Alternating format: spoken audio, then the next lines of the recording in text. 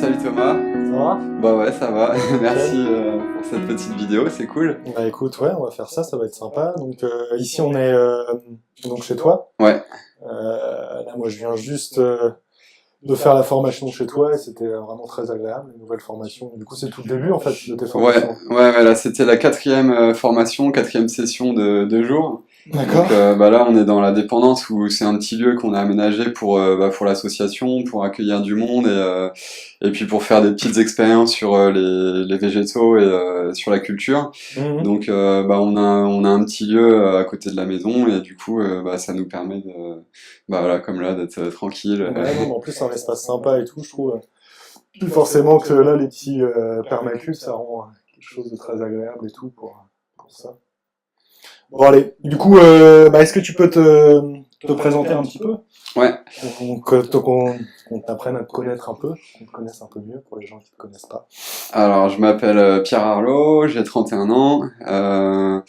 Bah, je suis passionné de permaculture et d'aquaponie, de nature en général, et puis Ouais. d'un peu tout en fait. Et en fait, bah là, je suis en pleine transition. C'est une transition très longue qui risque de s'annoncer longue.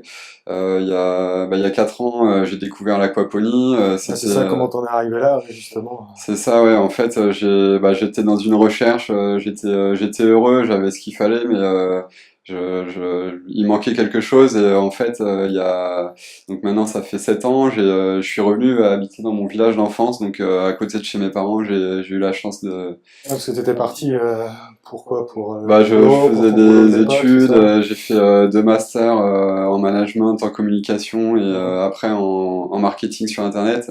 D'accord. C'était pas forcément ce que je voulais faire. Je pense que je préfère quand même, en général, hein, les personnes qui ont fait l'école de la vie que des personnes qui sortent de cursus comme ça.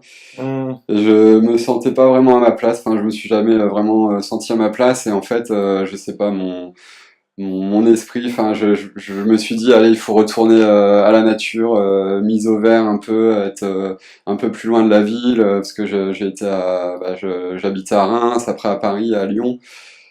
C'était beaucoup de stimulation, beaucoup de choses, beaucoup de déceptions aussi. Je voulais retourner à la campagne, pas forcément dans une optique de fuite, mais plus pour me réapproprier ma vie.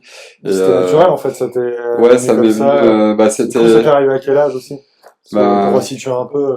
en gros, bah là j'ai 31 ans, donc ça devait être vers mes 23 ans. En Mhm. fait, donc je sortais de mes masters, euh, je cherchais à acheter en fait, je cherchais à acheter un bien, je voulais acheter un D'accord. appartement au début Ouais.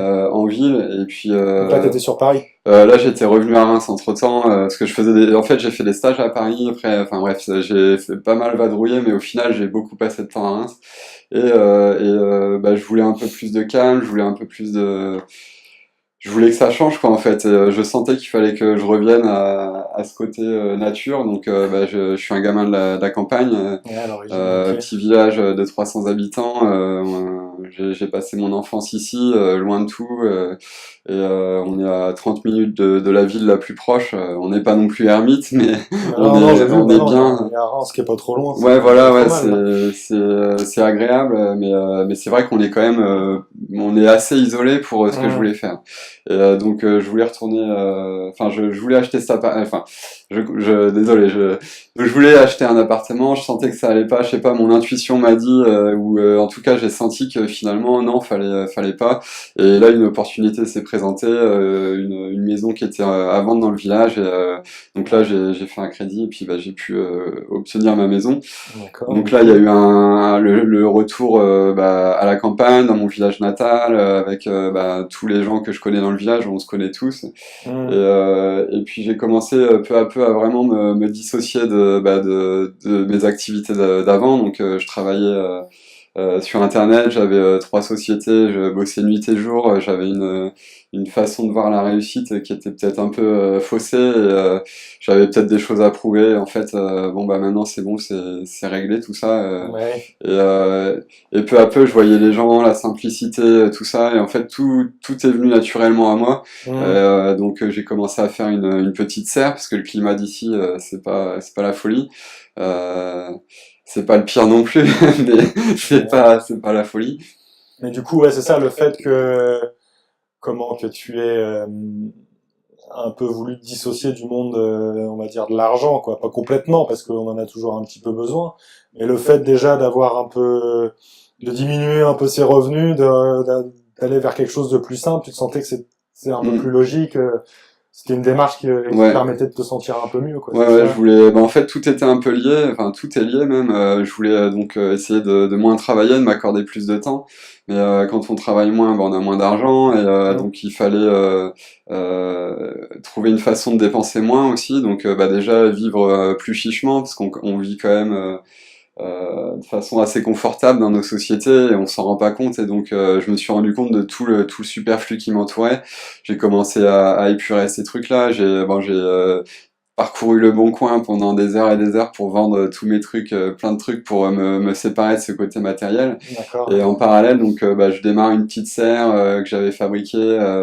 C'était un méga échec. Bon, j'étais en jardinage bio, je n'y connaissais rien du tout. Hein, j'avais jamais planté un radis ni rien. Enfin, Mm.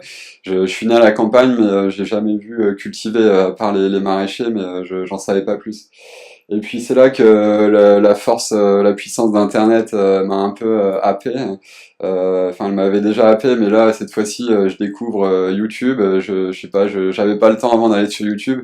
Et là, je vais sur YouTube, jardinage bio. Après, je tape ça en anglais. Je tombe sur permaculture, aquaponics. Et là, Ah, t'avais même pas, tu connaissais pas plus le nom non, je avant. connaissais rien du tout, même, enfin ouais, j'avais juste mis mes graines de tomates comme ça, je faisais ça, mais sans avoir cherché à apprendre ou quoi. Et là, de voir YouTube, de voir les gens, j'ai vu bah, plusieurs pionniers de la permaculture, des gens qui vivaient bah, totalement en adéquation, enfin, ils étaient en symbiose avec la nature Tu les sentais bien, quoi. Tu et je les sentais que, sentais bien, ouais, je le ouais. sentais qu'ils étaient souvent on voit, enfin je veux pas faire de cliché non plus, mais il y a beaucoup de gens qui croient qu'on n'est pas la nature, que l'humain c'est pas la nature, mais ou Mhm. que en fait on est la nature et en fait c'est bizarre de vivre de façon autant déconnectée alors qu'on a quand même des civilisations quand même évoluées et on n'arrive pas à se dire que en fait le bon sens dit que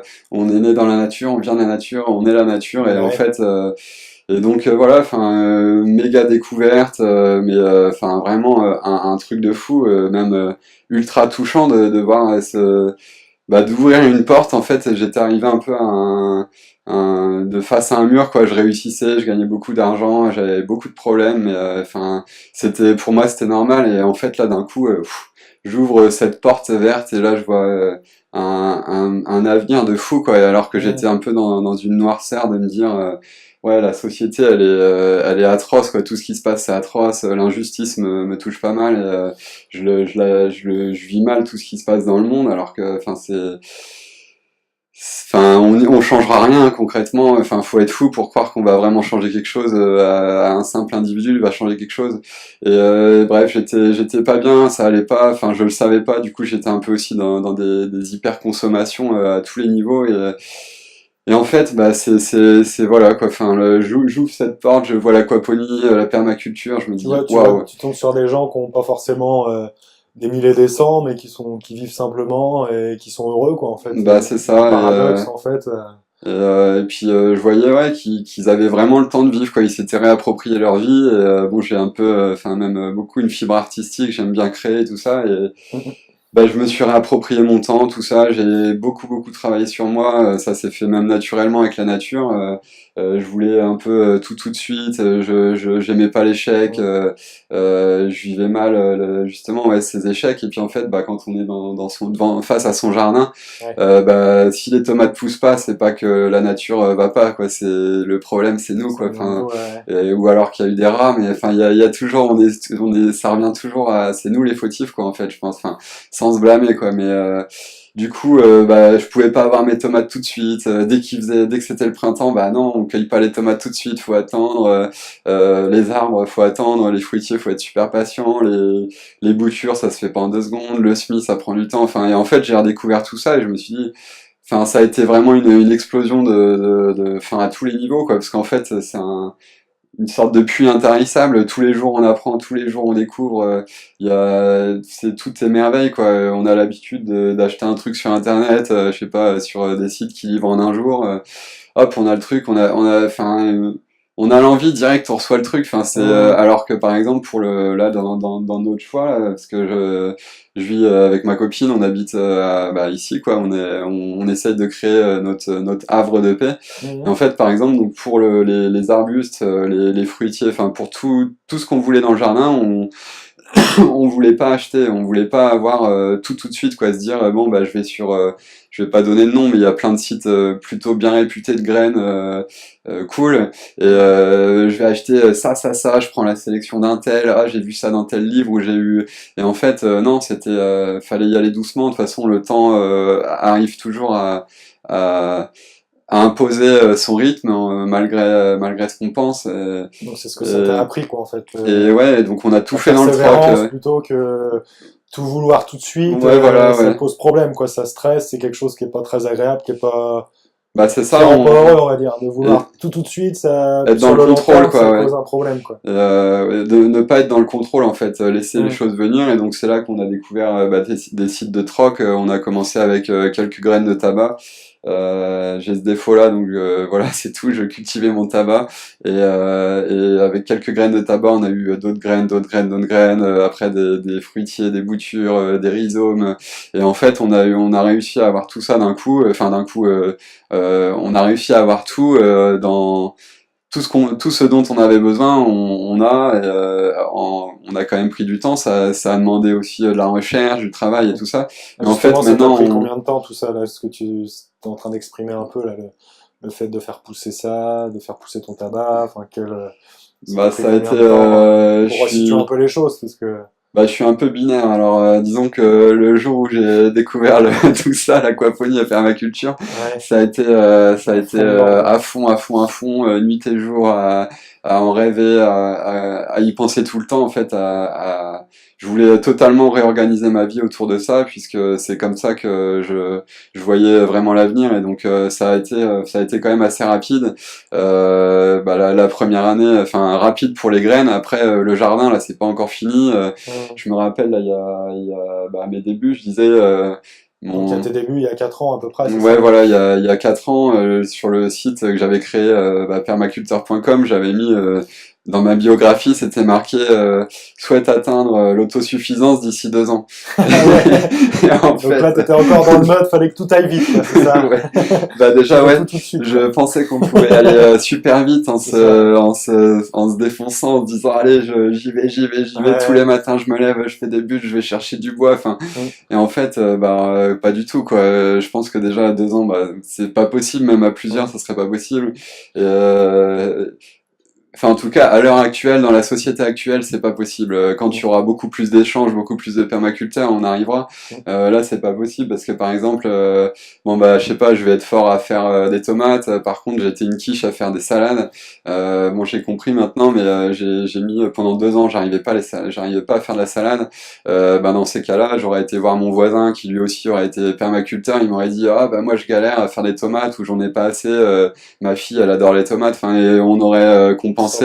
On aurait été voir un autre voisin qui aurait dit ah bah moi je transforme mes animaux. Enfin, en fait, Ça permet l'échange, quoi, du coup, l'échange d'expérience, tout ça. c'est ça, mais du coup l'autosuffisance peut pas vraiment. Enfin, on peut quand on est seul, on peut pas l'atteindre. Même si on a une force intérieure, hein, on arrivera. Enfin, je pense que c'est pas possible d'atteindre l'autosuffisance aussi vite.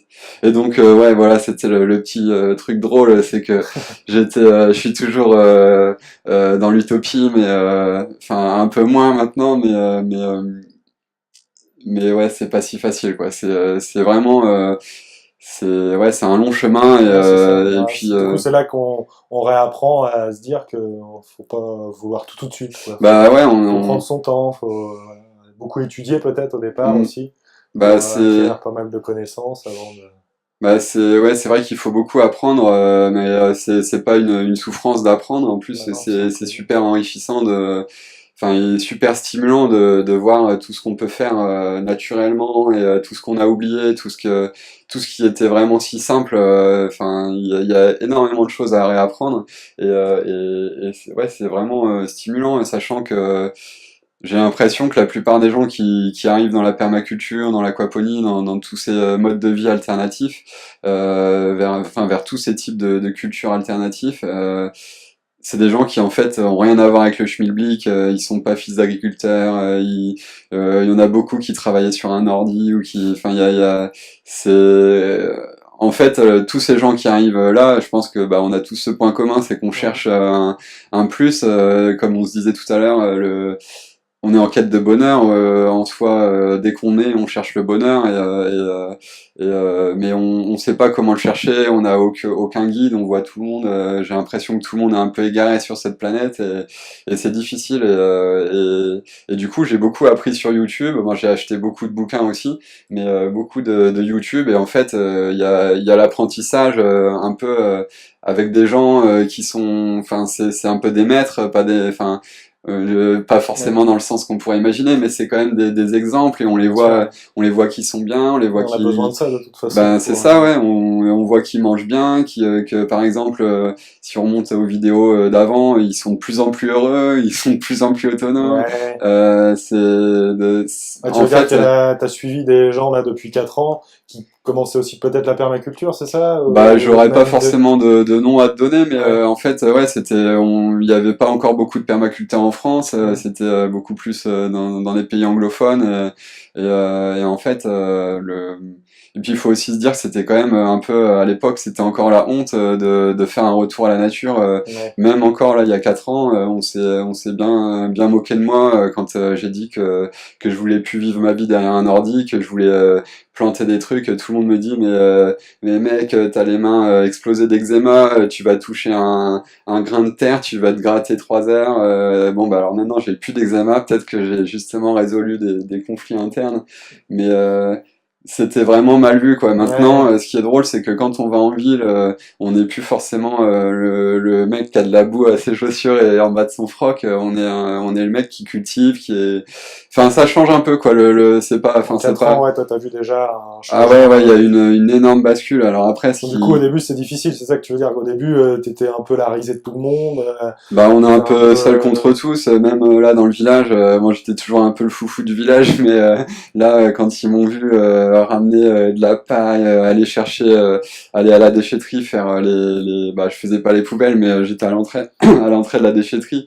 Je décharge toutes les remorques de tonte, les sacs des grands-mères qui sont remplis de tonte. Je prenais tout ça et je ramenais, j'accumulais des tôles, des bouts de verre, de bouts de bois. Enfin, et en fait, ils comprenaient pas quoi. Et maintenant, ce qui est drôle, c'est que bah, je commence à avoir un petit peu plus de production, donc je peux me permettre d'en donner bien plus qu'avant.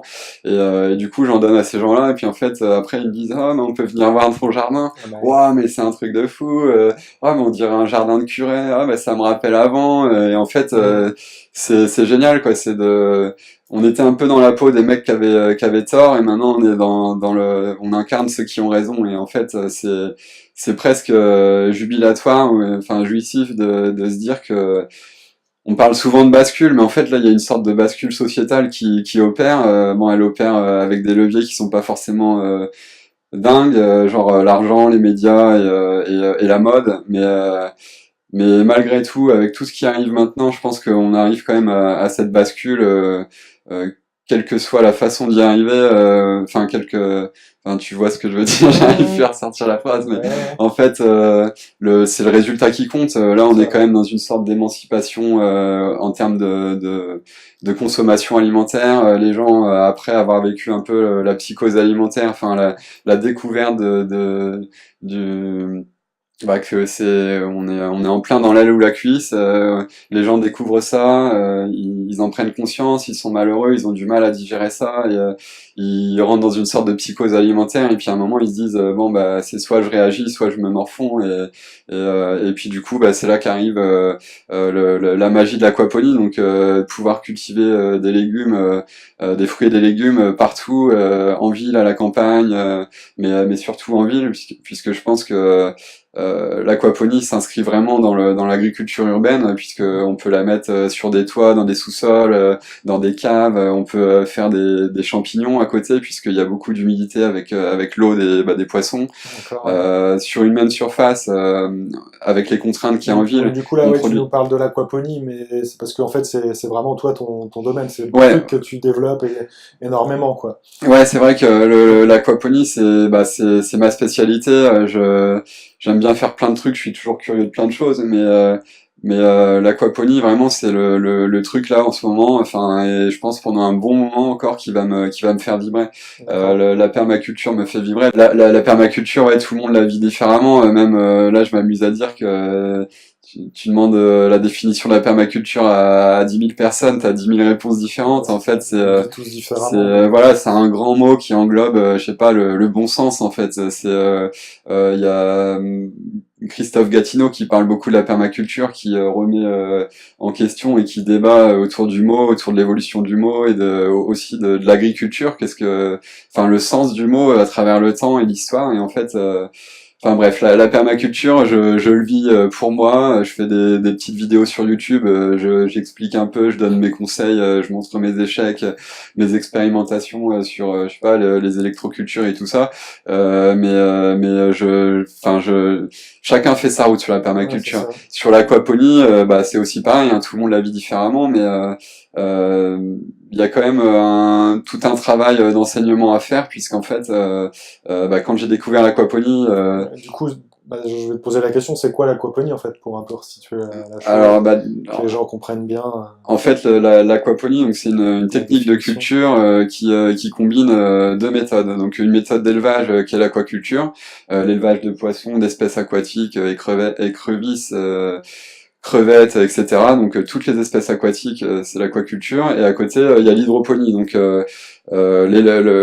la culture de légumes, de fruits et légumes hors sol, donc dans un substrat avec des solutions nutritives qu'on rajoute tout le temps. Alors donc c'est les poissons qui remplacent ça. Donc voilà, ouais, parce que l'hydroponie, c'est un peu les tomates du Maroc ou d'Espagne. C'est des légumes qu'on pas forcément touché la terre. Ils vivent dans un milieu presque stérile avec des solutions pétrochimiques de synthèse.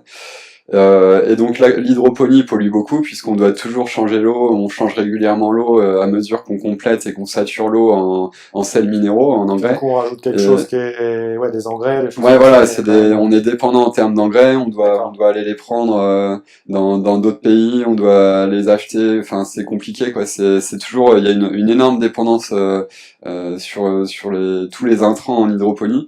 Donc pollution, dépendance, l'aquaculture, énorme problème de pollution. On voit que pendant très longtemps c'était un peu c'était génial, tout le monde rêvait de l'aquaculture, on se disait ça va enfin mettre fin à la surpêche, on va répondre à toutes ces problématiques de manque de poissons ou de poissons pollués.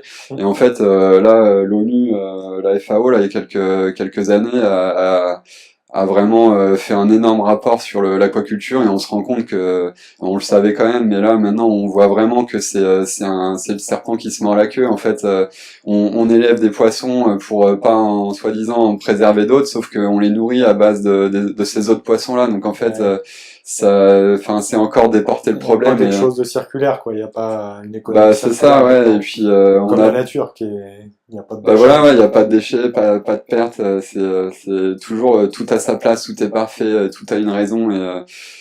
Et donc en fait, l'aquaponie, on prend l'aquaculture et l'hydroponie, on les met ensemble, et en fait, on arrive sur une solution où on économise, on pollue pas l'eau, donc l'eau est en circuit fermé, la seule perte d'eau c'est les avantages et les inconvénients, quoi. Ouais, voilà, ouais, on économise donc 90% d'eau, la seule eau qu'on perd c'est l'évaporation et puis ce qui est consommé par la plante pour grandir. Sur une même surface, on élève de la nourriture animale et végétale, donc c'est vraiment bien. Quand on voit aussi les rapports, les ratios par rapport à enfin pour sortir 1 kilo de bœuf ou pour sortir 1 kilo de poisson, c'est pas du tout pareil. Le poisson, pour se mouvoir, il flotte à moitié, il est pas comme nous, là, on dépense de l'énergie rien qu'à être assis, en fait, et du coup, on mange beaucoup, et enfin, le rapport sur la viande d'humain serait pas top, quoi, comme pour le, pour le Le bœuf. ratio, ouais. Et du coup, donc, sur un même espace, on produit déjà ces deux types d'espèces, et en plus, on produit plus vite, puisque les plantes sont constamment dans l'eau, dans Parce qu'on produit des l'oxygène. poissons, mais aussi du végétal. Voilà, ouais. On fait, on peut cultiver tout. Là, ça c'est un modèle réduit. C'est plus à destination des entreprises et des citadins. Donc là, c'est en mode vertical. Après, Ouais, ce qu'on connaît le plus souvent, ce qu'on entend le plus souvent parler pour les gens de lambda, c'est comme la culture maraîchère, quoi. ouais, c'est vrai que ça se fait beaucoup à l'horizontale, billes d'argile ou alors sur du polystyrène alimentaire. Hmm. Et donc on a cet avantage d'économie d'eau, de produire plus, de moins se fatiguer, puisque en fait tout est à hauteur d'homme, même quand on est à l'horizontale, on a toujours des lits de culture qui sont à hauteur d'homme. Ça, il y a il y a énormément d'avantages, l'accessibilité aussi, par exemple pour les personnes à mobilité réduite qui voudraient jardiner mais qui peuvent pas. En fait là on peut créer des structures où ils ont accès aux fruits, aux légumes. Ils ont pas à prendre une bêche, retourner la terre, même si on retourne plus la terre, bien sûr, mais ils ont pas à prendre ces outils qui sont lourds, contraignants, etc. Là, ils écartent les billes d'argile, ils mettent leurs petites plantules, hop, ça pousse tout seul.